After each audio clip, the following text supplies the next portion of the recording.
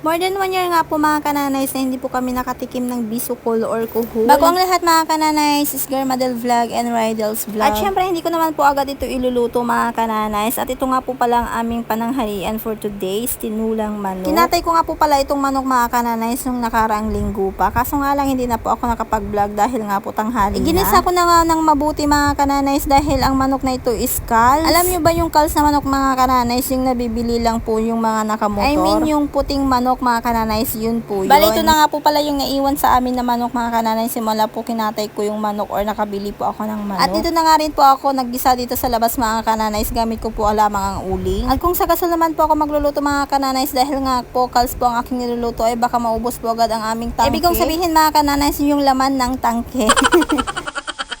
At ito na nga mga kananays, may pasayaw-sayaw pa nga po ako dyan dahil nga po nagpapasounds po ako habang nagluluto. Maaga nga po pala ako naggisa or nagprepare ng aming ulam mga kananays dahil nga po matagal po itong palambutin. At sa mga araw na din po ito mga kananays ay nakapaglaban na nga rin po ako ng maaga. Dahil nga po masama na naman po ang panahon ngayon. Kaya naglaban na nga rin po ako. Tingnan nyo naman sa taas mga kananays ay makulimlim. Tingnan nyo naman po itong abukado mga kananays, lumalaki na. Nagagandahan ako sa abukado na yan mga kananays lalo na pag nagbibideo ako. Pero itong abukado na yan mga kananays, hindi po yan sa amin, sa kapitbahay ko lamang po yan. At ako naman mga kananays ay tamang video lamang dahil nga po naka-video call po kami yung asawa ko at tamang dot-dot na lamang po ako dyan sa gilid mga kananays habang inaantay ko yung aking niluluto. Ganyan din po ba kayo mga kananays na katulad ko habang nagluluto ay nakaupo lamang dyan sa gilid habang nagdudot-dot ng cellphone? Minsan nga pagising ko mga kananays talagang cellphone lagi kong inuuna. At hindi naman araw-araw mga kananays, lalo na pag walang pasok ang aking mga anak. Hindi nga ako natutuwa mga kananays pag walang pasok ang aking mga anak dahil pag nandito sila sa bahay, Diyos ko, ang gugulo nila. Mas gusto ko kasi na nasa school sila mga kananays para mas marami pa silang matututunan. At pumasok na nga ako mga kananays dahil nga po kumuha nga po ako ng tubig. Sakto nga paglabas ko mga kananays, may tumatawag sa akin. Ay ayun pala yung mga ka-officers ko doon sa school. At na nga, nilagyan ko na nga ng tubig itong ginigisa ko mga kananays. Bali nga po bago po pala ako naglagay ng tubig mga kananays ay hinayaan ko nga munang magisa ito ng mabuti. At sa mga oras na yung mga kananays, magdadagdag nga po pala ako ng uling dyan. Dahil sa unang salang ko mga kananays kanina ay nagamit ko na nga dahil nga po nagisa ako at iginas ako ng mabuti. Kaya nagdagdag na naman po ako ng uling. Kung mapapansin nyo mga kananays, yung isang kamay ko ay nakahawak nga ako ng cellphone. At syempre sabi ko nga sa inyo ay katawag ko nga yung mister ko. Kaya wag na kayong magtaka kung laging cellphone ang aking bitbit. At itong kuhol nga mga kananays, bali nabili ko nga po pala ito. Yes, tama po yung narinig yo. Binili ko nga po yung kuhol mga kananays dahil nga po hindi naman po ako makakuha sa bukid ng kuhol kaya bumili na nga lang po ako. At kami naman ng asawa ko ay tamang video call nga lang. At pumasok na nga ako dito sa loob mga kananays para naman po makapagsaing na ako. At syempre isisit aside na naman po natin yung ating pinagbanlawan ng bigas. Dahil nga po ilang beses ko na po ito na share sa inyo mga kananays na yung pinagbanlawan ko ng bigas ay ginagamit ko po yan pang hilamos sa aking mukha before ako maligo. Kung nagtataka kayo mga kananays kung bakit ko po ginagawang panghilamos yung pinagbanlawan ko ng bigas, nakaka-moisturize po kasi yan sa balat. At hindi po talaga ako tinutubuan ng mga pimples. Kung mapapansin nyo nga mga kananay sa mga nakakakita sa akin dito ay hindi po talaga ako tinutubuan ng pimples, hindi na tulad noon. At sa mga oras na naman po ito mga kananays ay kachismisan ko nga po yung asawa ko. Ang sarap kaya kachismisan ng asawa mo tapos bigla kayong nag-aaway, di ba?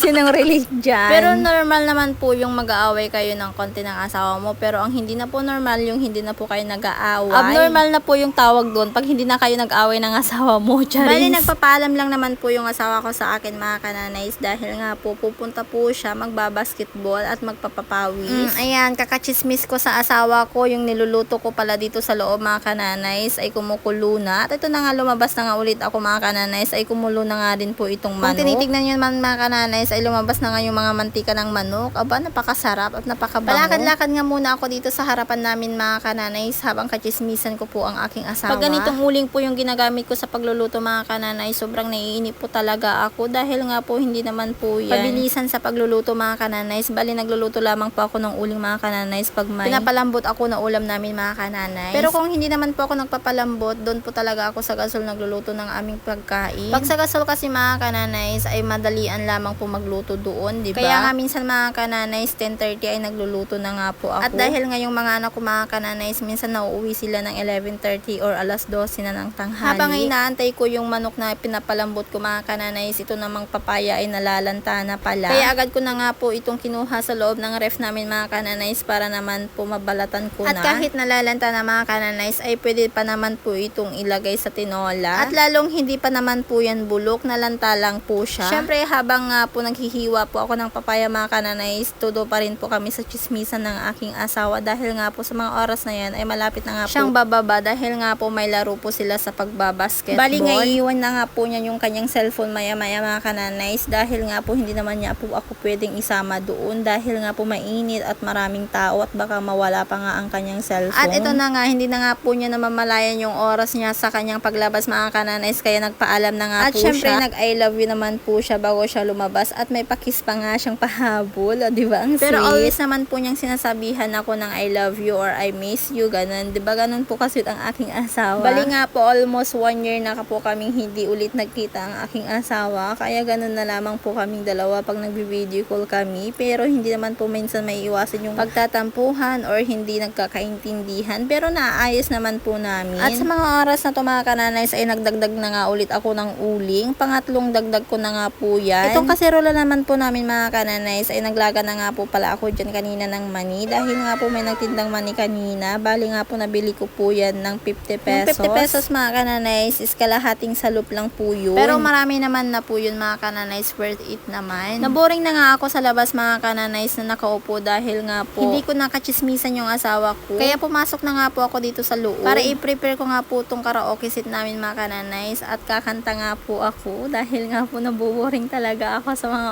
oras na yan.